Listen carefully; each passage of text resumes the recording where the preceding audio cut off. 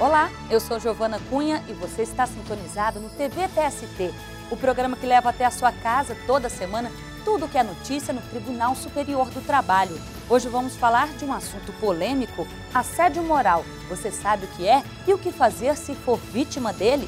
E tem muito mais. Acidente de trabalho, súmulas do TST e julgamento. Então não saia daí porque o TV TST já está no ar.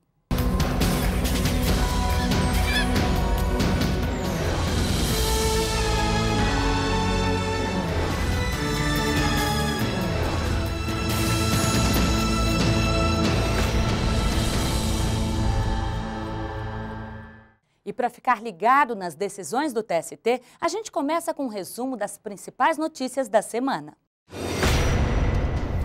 Um profissional que trabalhava com agrotóxicos entrou na justiça alegando que desenvolveu doença de pele por ter contato diário com produtos químicos. Mas ele perdeu a ação porque a perícia apontou que a doença não era relacionada à atividade profissional. A quarta turma do TST concluiu que, mesmo perdendo, o trabalhador tinha o direito de não pagar pelos honorários do perito, pois é responsabilidade do Estado garantir o pagamento de despesas judiciais do trabalhador carente.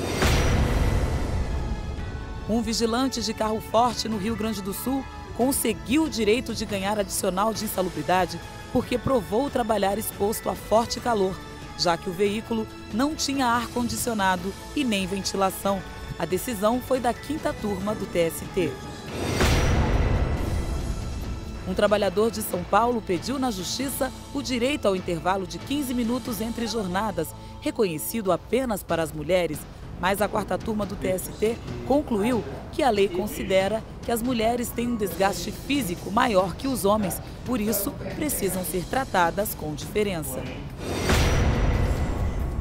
A primeira turma do TST negou a um motorista de ônibus no Rio Grande do Sul o direito de receber hora extra por ter cumprido intervalo entre jornadas maior que 2 horas. Os ministros concluíram que, se houve concordância em contrato ou acordo coletivo, o patrão não é obrigado a pagar este intervalo como extra. A máquina veio para evitar, ou pelo menos reduzir, e muito, a participação do homem em algumas tarefas. Mas, mesmo com a ajuda da tecnologia, o número de acidentes de trabalho é crescente. E para inverter essa ordem, entra em cena a prevenção. A jornalista Noêmia Colonna mostra o que as empresas podem fazer para manter o funcionário bem longe do perigo. O ruído das máquinas revela que a produtividade não para. Funcionando 24 horas, impressoras, rotativas e offsets têm que dar conta da publicação de milhares de exemplares de jornais, livros e produtos gráficos. E por trás dessas enormes engenhocas, a mão humana. Todo dia é assim no Parque Gráfico da Imprensa Nacional, órgão público responsável pela impressão e publicação do Diário Oficial e da Justiça, além do atendimento das demandas gráficas da Presidência da República. São cerca de 60 funcionários que não deixam a máquina parar. Na máquina ela não pensa. A máquina é uma máquina. Então, qualquer descuido, qualquer vacilo, qualquer falha, a máquina vai acidentar. No século XIX, o filósofo alemão Karl Marx já dizia que a industrialização e a tecnologia iriam substituir o homem. Hoje, em pleno século XXI, vemos que o filósofo tinha razão. A máquina está presente em toda a parte, mas o homem também. E se antes, com a falta de máquinas, ele fazia trabalhos mais pesados e por isso sofria mais acidentes, hoje ele tem que ser protegido para não sofrer acidentes com a própria máquina que opera no dia a dia. Seu Vanduir é gráfico há 20 anos. Ele me conta como fez para não sofrer acidentes durante todo esse tempo. Eu nunca sofri acidente nenhum. E como é que o senhor faz para que o dedo do senhor não vá parar lá na guilhotina, por exemplo? É porque a gente não... coloca o livro aqui, e quando a gente aperta aqui, a gente tira a mão. É verdade, eu tiro a minha mão. Aí não tem risco nenhum de minha mão ir. Logo se vê que a prática que ele tem é a proteção para maiores riscos, o que não acontece comigo quando tento fazer a mesma coisa. Aperto aqui, seguro, cortou. Aí, isso voltou. Se eu botar aqui na frente, ela não mexe para mais. no ponto. Mas eu não quero testar mais não. Muito obrigada, Sr. Vantuir. A segurança é uma das maiores preocupações da imprensa nacional.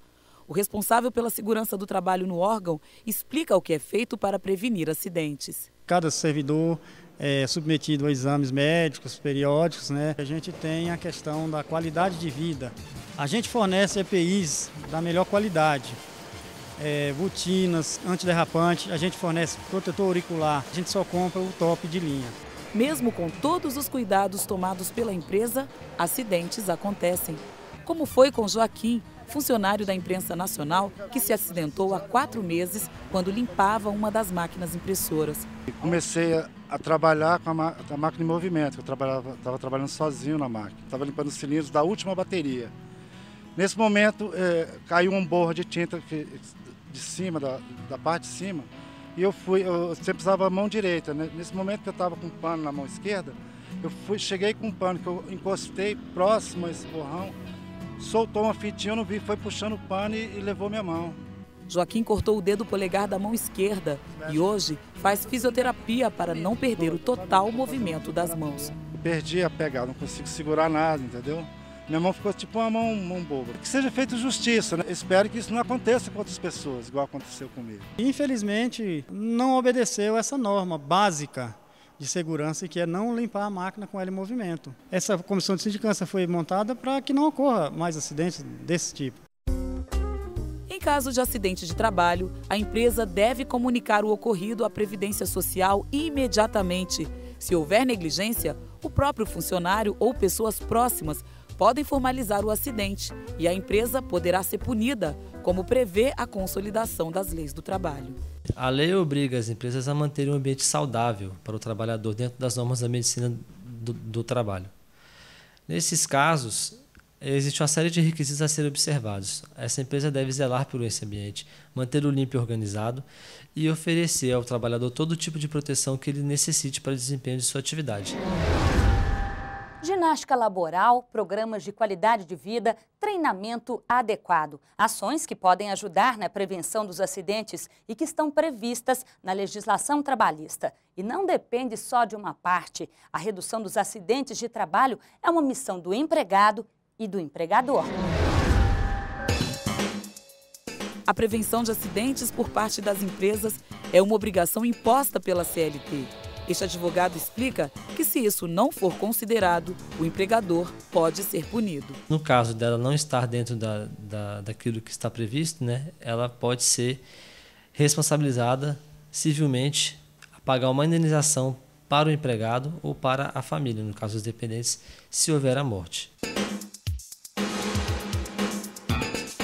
As opções são muitas. Programas de qualidade de vida, ginástica laboral, treinamento são apenas alguns exemplos do que as empresas podem fazer para garantir a segurança e saúde dos funcionários. A empresa tem um papel fundamental, que é no papel preventivo. Fazer com que isso não aconteça, mantenha os seus empregados saudáveis, com saúde, felizes. Essa é a proposta de qualquer organização que queira realmente ter lucros e produtividade.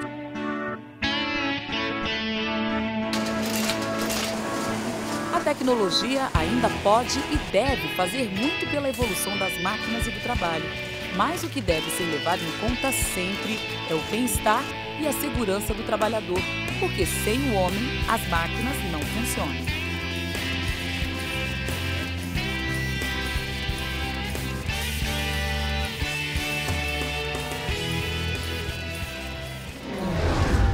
No próximo bloco tem julgamento na sessão de dissídios individuais. É daqui a pouco.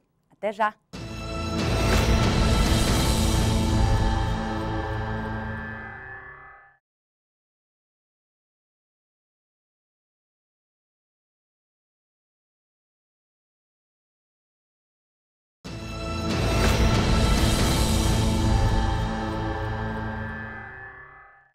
Um grupo de aposentados da Caixa Econômica Federal que aderiu ao plano de demissão voluntária conseguiu o direito de continuar com assistência médica mesmo depois do fim do contrato de trabalho. Foi assim que decidiram os ministros da seção 1 de dissídios individuais.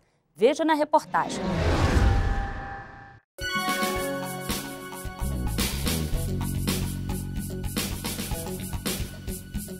Para a Organização Mundial de Saúde, a OMS, saúde é o estado de completo bem-estar físico, mental e social, e não simplesmente a ausência de doença ou enfermidade. Mas para a maioria dos idosos, essa definição não retrata a realidade. É comum envelhecer com doença crônica. Por exemplo, hipertensão, diabetes, até mesmo, e por que não dizer, o colesterol elevado. Mas isso não significa perda da saúde. O Ministério da Saúde mostra que entre os idosos, a maioria, mais de 85%, apresenta uma enfermidade crônica e cerca de 15%, pelo menos 5 doenças. Quando as pessoas da terceira idade foram perguntadas sobre a qualidade da saúde delas, o resultado foi o seguinte: 50% consideraram regular, 36% boa ou ótima e somente 13% má ou péssima. Dados do Banco Mundial mostram que a população brasileira está envelhecendo em ritmo acelerado e que até 2050 o número de habitantes com mais de 60 anos deve triplicar. Hoje nós temos mais de 20 milhões de pessoas com mais de 60 anos e desses 20 milhões, pelo menos 15 milhões têm mais de 65 anos. A pergunta que se faz, é preciso organizar a assistência médica desse grupo? Claro que sim. Para os que não contam com um plano de saúde, depender dos hospitais públicos é um desafio diário. Uma hora atende rapidamente, outra hora você tem que ficar numa espera aí. Porque é claro que quando a gente está numa emergência, tem outro que chega com mais emergência ainda. Aí vai atender aquela pessoa que está mais prejudicada e a gente vai ficando, vai passando. Eu já não suporto mais, agora é no estômago, tudo até água que bate no estômago dói. Pedi, pelo amor de Deus, para me atender, disse que não tem proctologista que cuida de intestino, não tem o médico que eles que faz coisa no estômago, não tem. Aí eu tenho que voltar para casa assim. Para a dona Eugênia, o plano de saúde é o que garante pronto atendimento em caso de emergência. Uma das grandes preocupações da gente quando se aposenta é ficar desassistida. Porque você não pode depender de filho, de neto, nada disso. Você tem que depender de você. E para isso você trabalhou a vida inteira. Então você tem que ter um amparo. E muito disso vem do plano de saúde.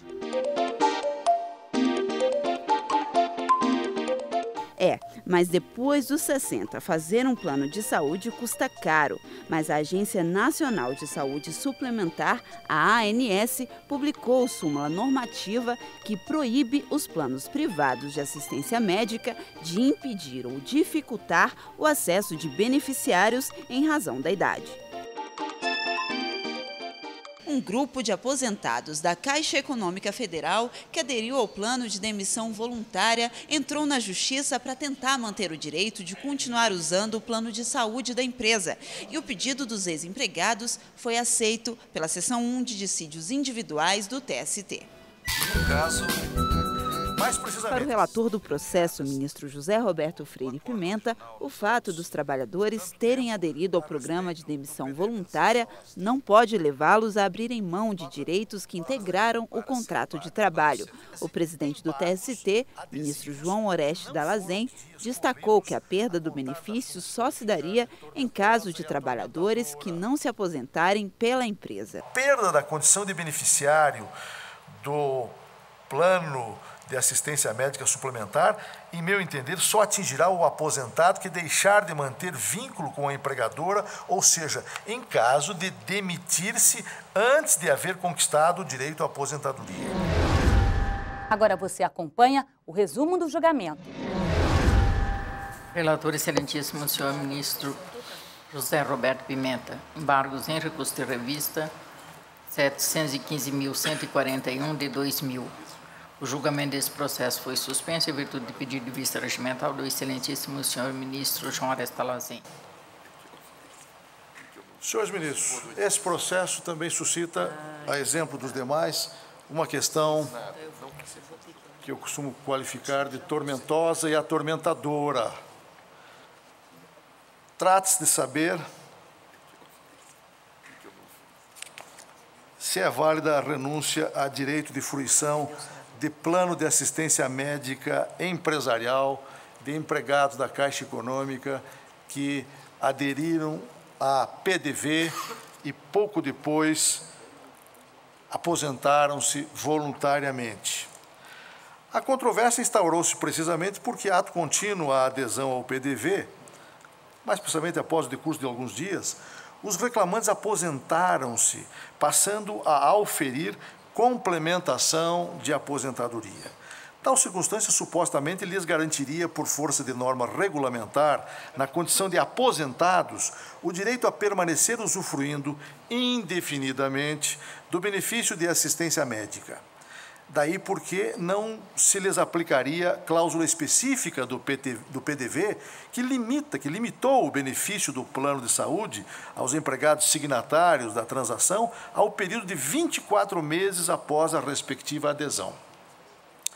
Na espécie, o egrégio 4º Regional manteve a sentença que declarou, aspas, a nulidade da renúncia ao plano de assistência médica e a permanência da vinculação dos reclamantes e seus dependentes ao referido plano, auferindo todos os benefícios nele previstos, sem qualquer limitação temporal, fecho aspas. No boletim diário da Caixa, não impugnado pela recorrente, que está a folha 12, emitido em 3 de abril de 1996, com o objetivo de dirimir dúvida dos empregados a respeito do programa de apoio à demissão voluntária, a reclamada esclarece, prossegue o regional, transcrevendo entre aspas, o empregado, formula em primeiro lugar uma pergunta, o empregado que aderir ao PDV, mas que venha a aposentar-se logo após o encerramento do PDV, terá garantido o PAMS para ele e seus dependentes até a morte? Ou a Caixa não amparará essa situação? É a pergunta. E aí, resposta. O PAMS será garantido aos aposentados enquanto assim permanecer estabelecido na convenção coletiva ou acordo coletivo de trabalho. Esse acórdão do regional foi impugnado mediante recurso de revista e a Igreja Sexta Turma conheceu do recurso de revista e deu-lhe provimento para julgar improcedente o pedido inicial de manutenção do plano de assistência médica. Daí a interposição dos presentes embargos pelos reclamantes, que indicam contrariedade à súmula 51 do Tribunal Superior do Trabalho, bem como transcrevem arestos para a caracterização de divergência jurisprudencial. Inexistindo discussão acerca do conhecimento dos embargos por divergência, passa ao exame do mérito. Consoante se infere do acórdão regional, a teor do regulamento do Programa de Assistência Médica Supletiva da Caixa, os reclamantes, então na ativa, usufruíam do denominado Programa de Assistência Médica Supletiva. Referida norma interna, estabelece, como já visto, como titulares do benefício, dentre outros, aspas, os inativos a qualquer título e pensionistas cujos proventos e pensões resultem de vinculação empregatícia com a Caixa Econômica Federal, é o que está na cláusula 2.1.1. Em outro tópico, alude ainda o referido regulamento à perda da condição de beneficiário nos seguintes termos, abro aspas, perdem a condição de beneficiário do PAMS, 4.1.1, os titulares, a, que perderem a condição de empregados da Caixa Econômica Federal, exceto pela aposentadoria, fecho aspas.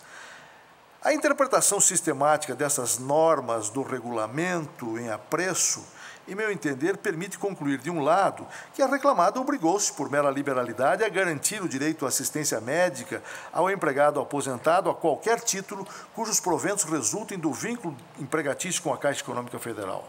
Por outro lado, a perda da condição de beneficiário do plano de assistência médica suplementar, em meu entender, só atingirá o aposentado que deixar de manter vínculo com a empregadora, ou seja, em caso de demitir-se antes de haver conquistado o direito à aposentadoria.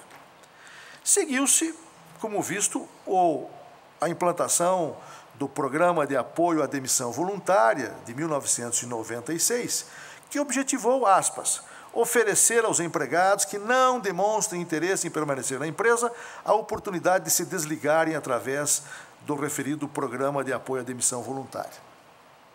Além das vantagens financeiras próprias desse tipo de transação, o PDV da Caixa facultou aos empregados com tempo igual ou superior a 15 anos de efetivo exercício, caso dos reclamantes, primeiro, a possibilidade de permanecerem vinculados à entidade de previdência privada com assunção pelo empregador do pagamento das contribuições do empregado e da empresa. Segundo, bem como garantiu a utilização do plano de assistência médica suplementar por 24 meses. 24 meses. Mais precisamente, a norma instituidora do PDV previa, aspas, a utilização do PAMS por 24 meses, com custeio integral pela Caixa Econômica Federal, para o empregado que participar do programa e os dependentes já inscritos, com exceção dos dependentes restritos, através de assinatura de termo de compromisso específico, cláusula número tal, folha 44 dos autos. Esta norma está expressamente referida no acórdão regional. É certo ainda que, em reforço à intenção da reclamada de limitar a fruição do plano de saúde àqueles que aderissem ao PDV, consta expressamente do regulamento do PDV que tal benefício, aspas, será concedido por 710 dias corridos a contar da data da rescisão, não havendo em nenhuma hipótese prorrogação desse prazo, nem no caso de superveniência de aposentadoria, fecho aspas. Entretanto, o exame integrado de ambos os documentos levou-me a concluir que a cláusula do PDV, referente à limitação de fruição do plano de assistência médica por 24 meses, não alcança os reclamantes, então, em vias de aposentar-se. A meu ver, referida cláusula dirigiu-se exclusivamente àqueles empregados que aderissem ao PDV sem qualquer expectativa de aposentadoria iminente, cuja ruptura do contrato de emprego não haja sido seguida de aposentadoria e que, portanto, perderam totalmente o vínculo empregatício com a Caixa Econômica Federal. Nessas circunstâncias, penso que a garantia de assistência médica suplementar, por vontade expressa do empregador, aderiu ao contrato de trabalho dos reclamantes, sendo ilícita qualquer alteração posterior prejudicial aos empregados, a teor do artigo 468 da CLT e da diretriz perfilhada na súmula 51 do Tribunal Superior do Trabalho. Assim, a cláusula do PDV, que limita a fruição da assistência médica garantida no PAMS a 24 meses, é nula de pleno direito em relação aos empregados que, em vias de aposentar-se, transacionaram a extinção dos respectivos contratos de trabalho em contrapartida à percepção de indenização, mas permaneceram vinculados à empregadora por força da percepção de complementação de aposentadoria. Poder-se objetar, como se objetou aqui em sessão, e o argumento é da maior respeitabilidade, que a tese ora sustentada violaria o princípio da isonomia em relação àqueles empregados que, igualmente na iminência de aposentar-se, optaram por não aderir ao PDV. Não se trata, todavia, propriamente, em meu entender, de ofensa ao princípio isonômico, tendo em vista que, conforme ressaltado, cuidou-se de opção voluntária de alguns empregados não aderir ao plano de demissão voluntária da Caixa e meramente aposentar-se para continuar usufruindo de assistência médica propiciada pela reclamada. Em última análise, penso que incide a diretriz perfilhada na súmula 51, item 1, segundo a qual as cláusulas regulamentares que revoguem ou alterem vantagens deferidas anteriormente só atingirão os trabalhadores admitidos após a revogação ou alteração do regulamento. Penso que se aplica, inclusive, por analogia, à tese sufragada na súmula 288, a propósito da situação, repito, análoga da complementação dos proventos de aposentadoria, em relação à qual nós firmamos o entendimento de que ela é regida pelas normas em vigor na data de admissão do empregado, observando as alterações posteriores, desde que mais favoráveis ao beneficiário do direito.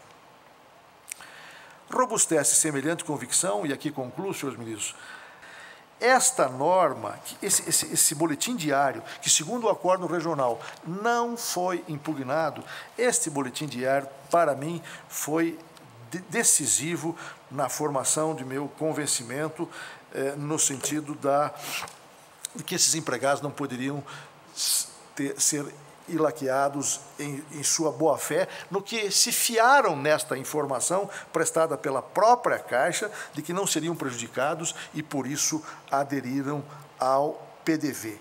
Entendo, pois, que a limitação, em conclusão, que a limitação do direito dos reclamantes ao benefício da assistência médica por apenas 24 meses, contados da adesão ao PDV, constitui uma alteração ilícita dos contratos de trabalho em afronta ao artigo 468 da CLT, visto que manifestamente prejudicial aos empregados.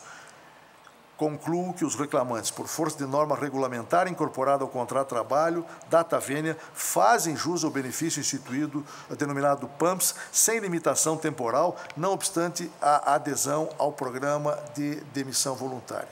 Nesse sentido, relembro que já me manifestei em 2 outras oportunidades perante esta Egrégia Subseção, por ocasião do julgamento de 2 embargos a que faço referência, em que, nas oportunidades em que essa matéria foi apreciada anteriormente, votei vencido.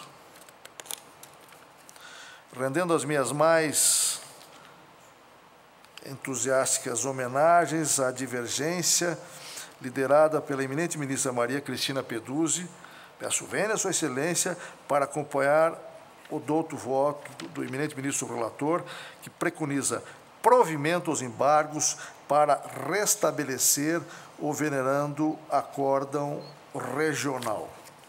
É como voto. E não perca, no próximo bloco, tem a continuação do julgamento, o quadro sobre os serviços do TST e uma entrevista especial sobre assédio moral. Não saia daí, a gente volta em 1 minuto. Até já!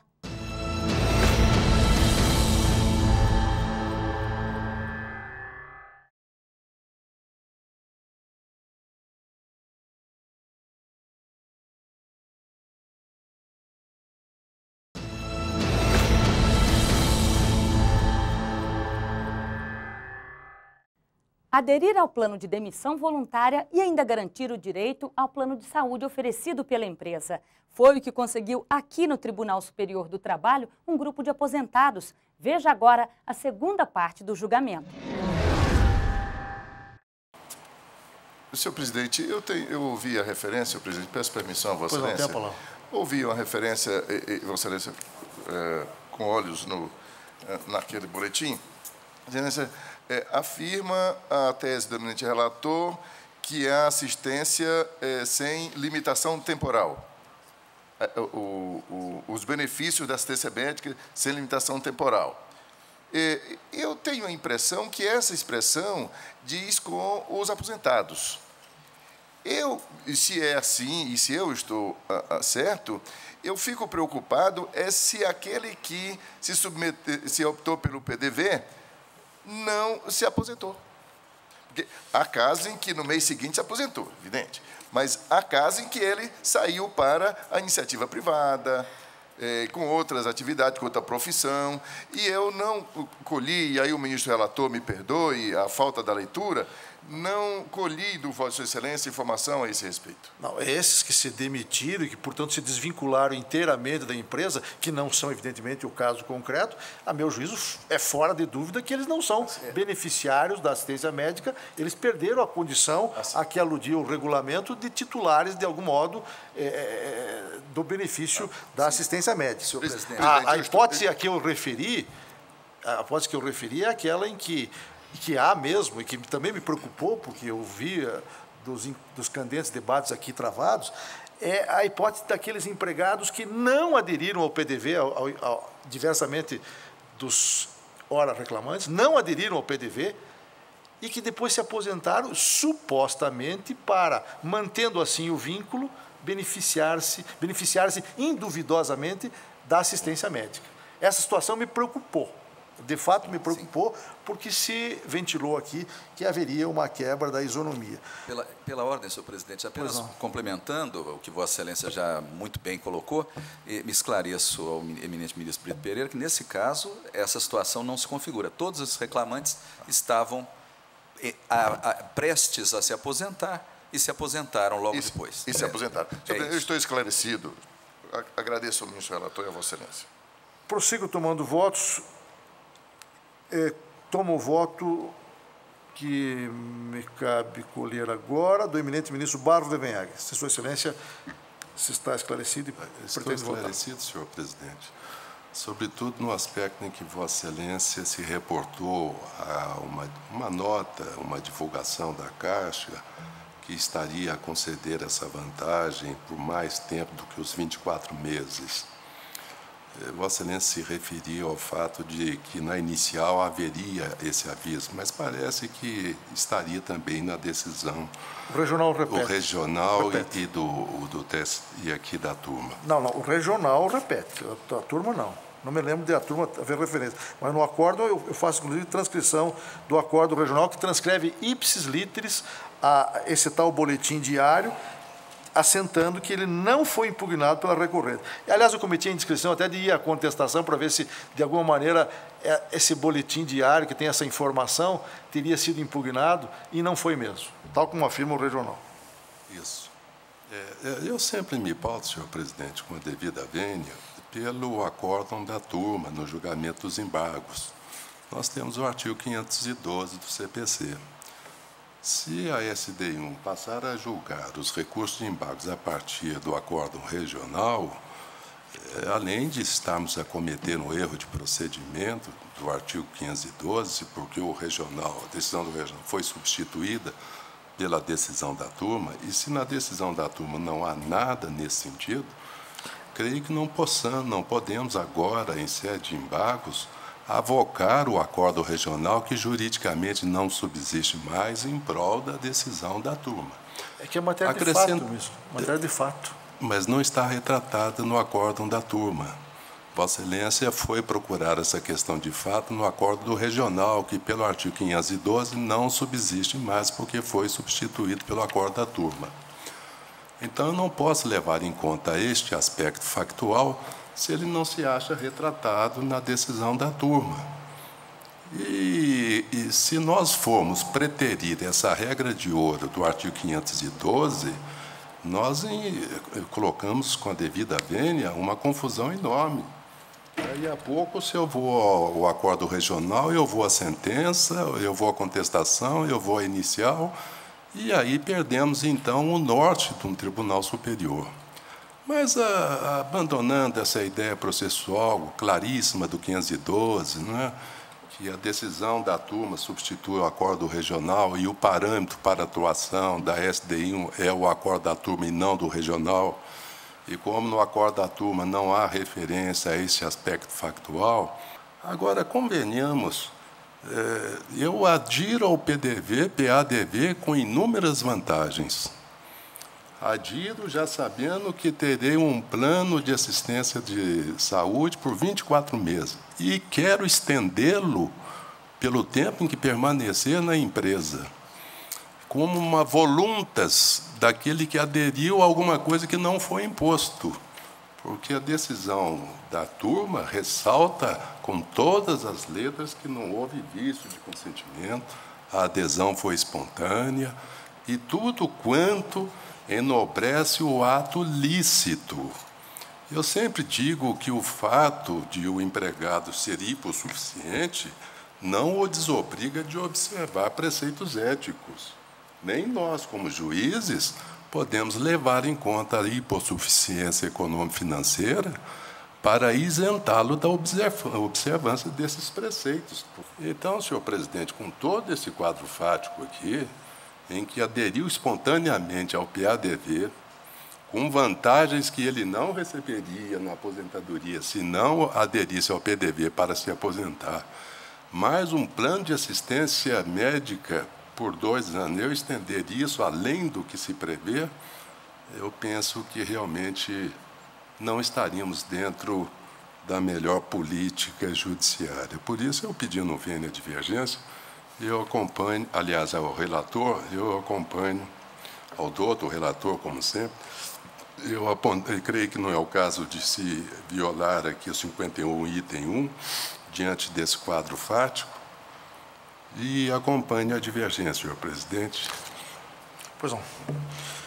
Proclamo, após tomados todos os votos, que a sessão conheceu dos embargos,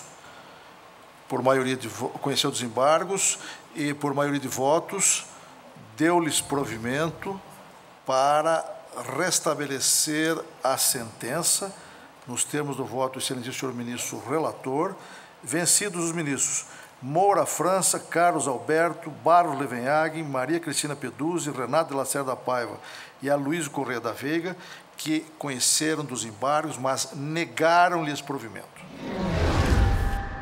Você sabe se é do empregado ou do empregador a responsabilidade de comprovar a necessidade do uso do Vale Transporte pelo funcionário?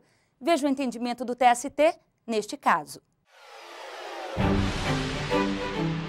A orientação jurisprudencial 215 foi cancelada pelo Tribunal Superior do Trabalho. Ela dizia que é do empregado a obrigação de comprovar que tem os requisitos indispensáveis para receber o Vale Transporte. Com o cancelamento, não cabe mais ao empregado provar que precisa do benefício. O patrão que não pagar o vale vai ter que se justificar. Basicamente, o que muda é a questão do ônus probatório. Antigamente, o empregado ele tinha que comprovar que ele fazia jus ao Vale Transporte, né, de sua moradia até o local de trabalho. E, atualmente, com o cancelamento da OJ 215, esse ônus passou a ser do empregador, do patrão. Ele é que tem que comprovar que o empregado não faz jus ao Vale Transporte, enfim, ao auxílio transporte. O TVTST abre espaço para você tirar as dúvidas sobre a Justiça do Trabalho. O estudante João Carlos quer saber. Eu trabalho numa empresa de valores. Se a empresa me revista todo dia na saída, isso é legal? As revistas íntimas, aquelas que expõem o empregado, por exemplo, obrigam a tirar a roupa na frente dos colegas, ou que o expõe a uma situação vexatória, são terminantemente proibidas. Por outro lado, admite-se, em certos casos, quando há uma justificativa relevante, a revista moderada, o exame de bolsas, de mochilas, como eu já disse, quando a situação o exige. Mas é importante ressaltar que mesmo essa revista moderada, ela não pode ser discriminatória. Ela não pode recair sobre o mesmo empregado todas as vezes. Você pode mandar as dúvidas para a ouvidoria do Tribunal Superior do Trabalho pelo 0800 644 3444. A ligação é gratuita. Ou, se preferir correspondência, o endereço é Setor de Administração Federal Sul, quadra 8, lote 1, CEP 70 070 600, Brasília, DF. Aproximar o cidadão do Tribunal Superior do Trabalho. Esse é o papel da ouvidoria do TST. Críticas, sugestões e dúvidas são bem-vindas nesse ambiente em que não basta só escutar. A palavra de ordem é a ação.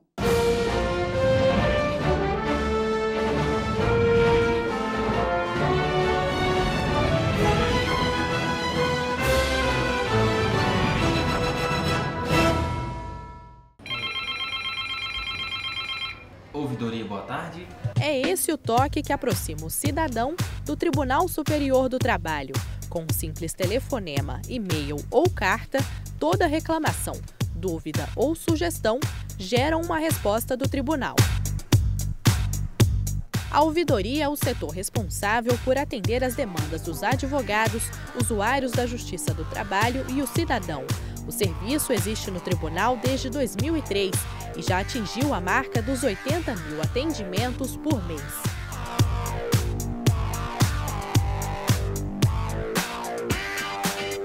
Fernanda sabe como tudo funciona.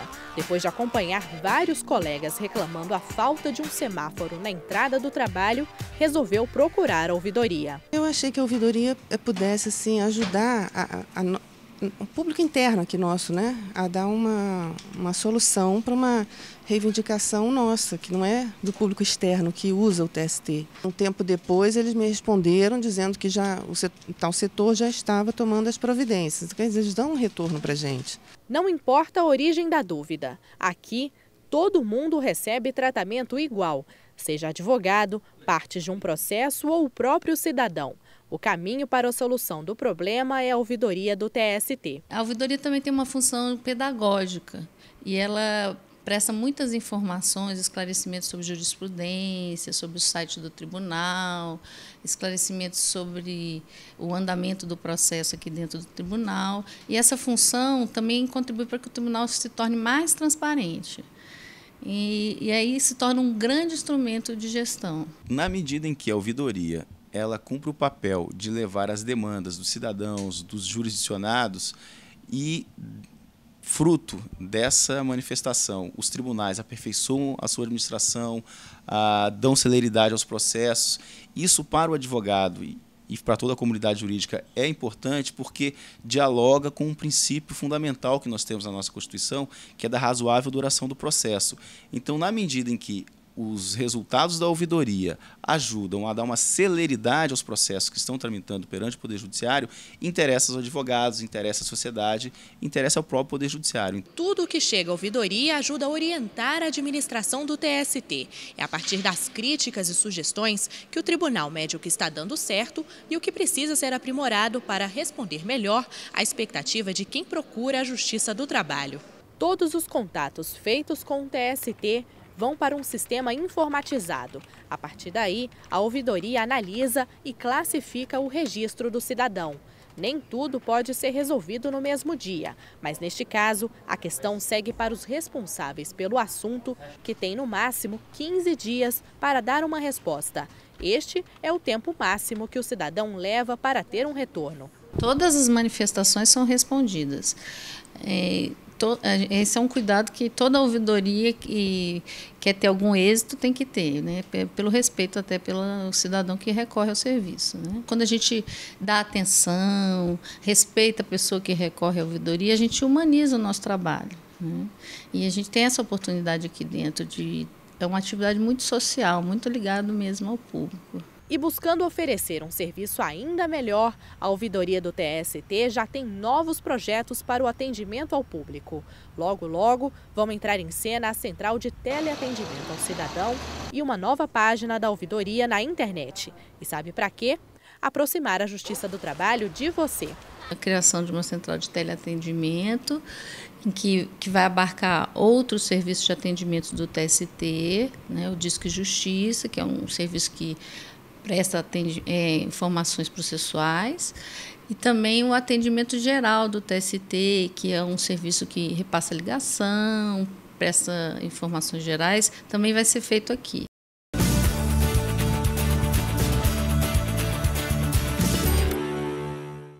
Na entrevista especial do TV TST de hoje, vamos falar de um assunto polêmico e ao mesmo tempo curioso. Assédio moral. Você já foi vítima dele ou conhece alguém que foi? E para explicar o que é assédio moral e as consequências no ambiente de trabalho, nós convidamos a vice-presidente do Tribunal Superior do Trabalho, ministra Cristina Peduzzi. Olá, ministra, muito obrigada pela presença. Prazer é meu estar aqui. Ministra, em linhas gerais, o que é o assédio moral? Olha, o assédio moral vem sendo definido pela doutrina e qualificado pela jurisprudência como um conjunto de atos que, se considerados isoladamente, não teriam relevância, mas que, pela continuidade, afetam a autoestima do trabalhador no ambiente de trabalho E é um ilícito civil, na verdade, que não tem ainda regulamentação legal no Brasil, mas nem por isso deixa de ser reconhecido. Há vários projetos de lei que buscam regulamentar o Instituto do Assédio Moral, quer no âmbito civil, quer no âmbito penal. Mas hoje nós temos uma jurisprudência já muito promissora e uma doutrina também volumosa, já que estuda o fenômeno e que o define como esse conjunto de atos praticados pelo empregador ou por seu preposto ou no ambiente de trabalho por empregados, colegas de trabalho. Não há uma necessidade, digamos, vertical, ascendente ou descendente. Não é só do chefe. Basta que não é só do chefe, que o assédio sexual sempre deve ser, isso já está tipificado, né, inclusive no Código Penal, ele é vertical descendente, é sempre um superior em relação ao inferior hierárquico. No caso do assédio moral, ele perturba o ambiente de trabalho. Ele ocasiona uma fragilidade psíquica, psicológica, ele atinge a autoestima do trabalhador.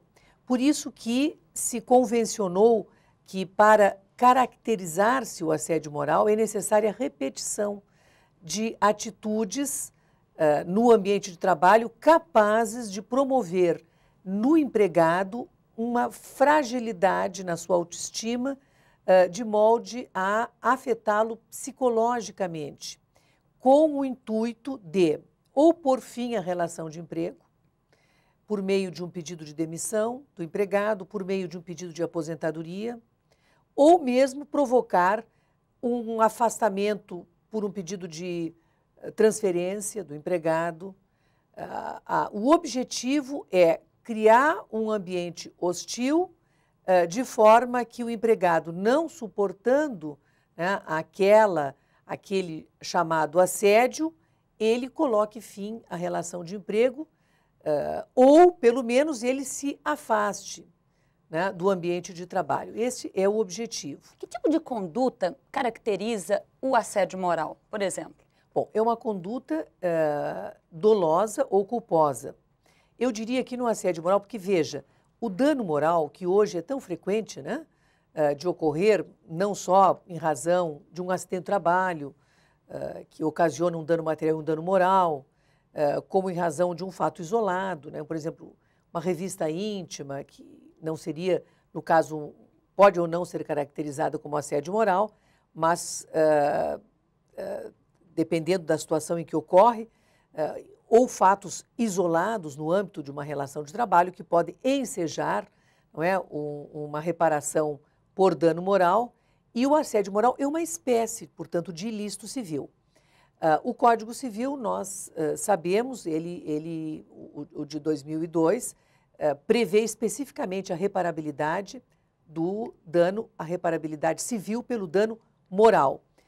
No caso do assédio, como nós não temos ainda uma definição legal, se convencionou adotar estes parâmetros, né, que a doutrina estabeleceu e a jurisprudência assentou, que é esta repetição de atos.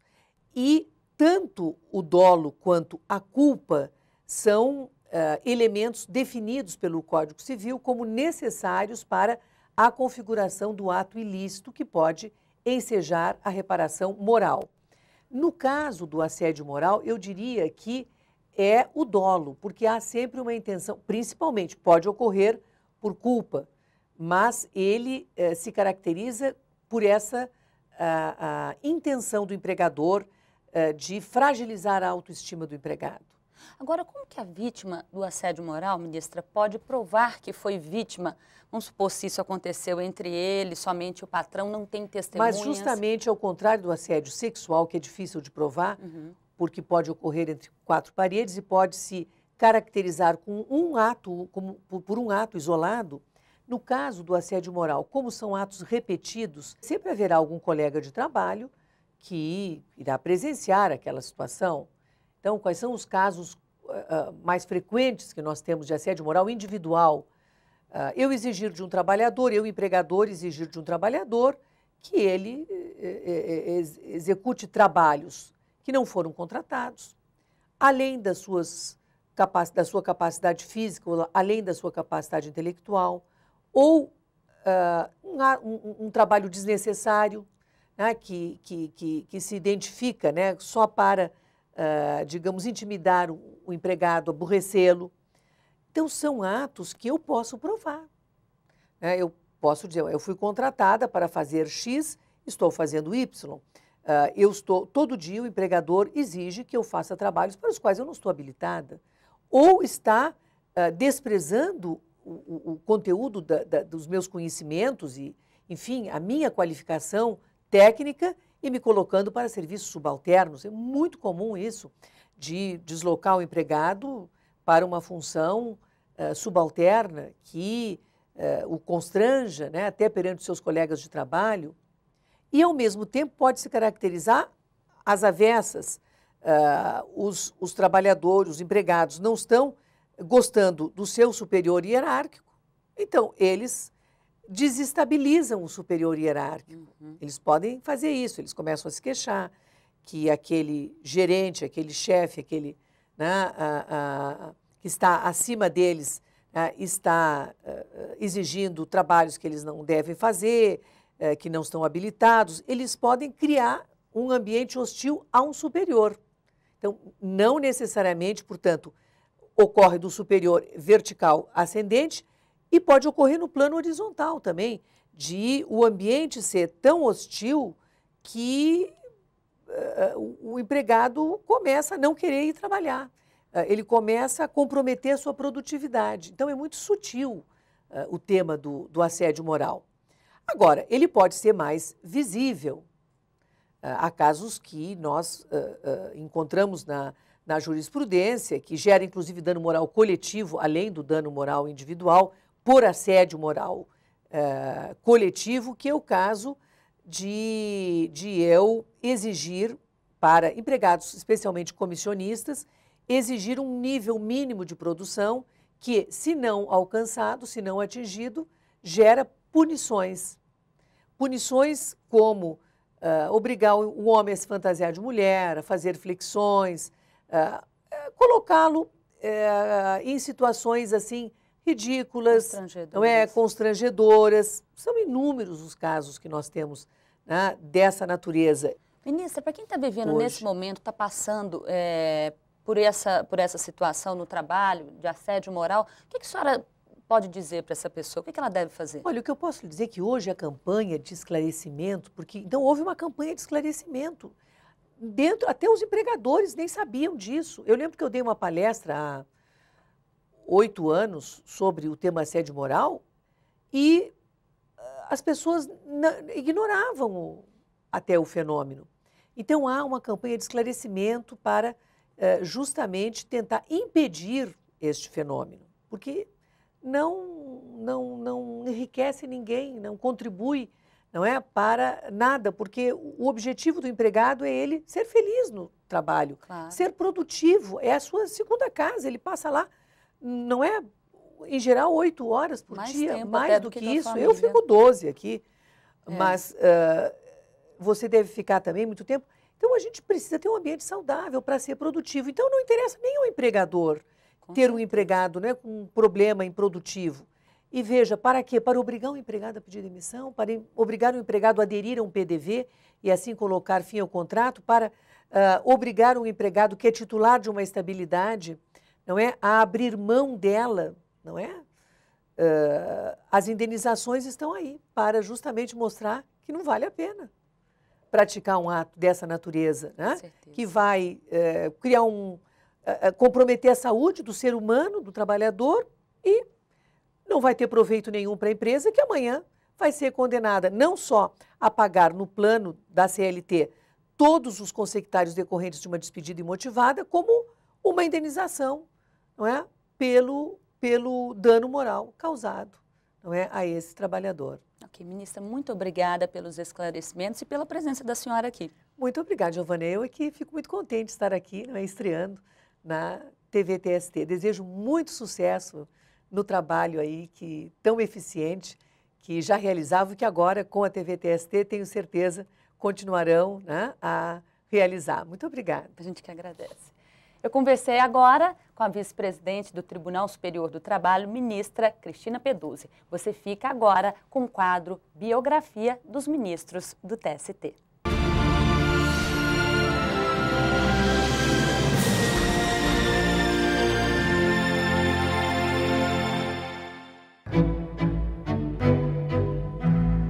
O ministro João Oreste Dallazen é de Getúlio Vargas, Rio Grande do Sul, onde nasceu em 12 de janeiro de 1953. A graduação e a pós-graduação em Direito, em nível de mestrado, deram-se pela Universidade Federal do Paraná. Foi procurador da Caixa Econômica Federal de 1978 a 80 e aprovado em primeiro lugar no concurso público para promotor de justiça substituto no estado do Paraná.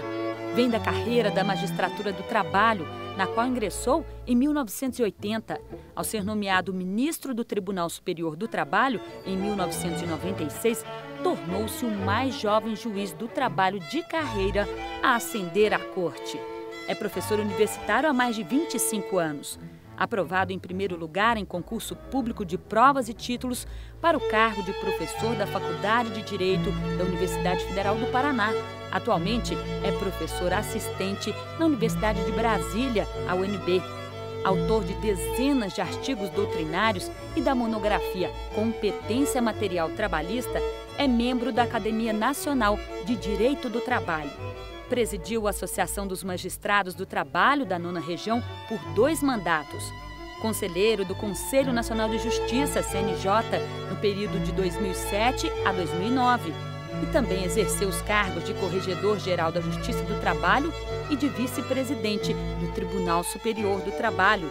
Atualmente, exerce o cargo de Presidente do TST e do Conselho Superior da Justiça do Trabalho, eleito para o mandato de 2011-2013. O seu hobby é a música.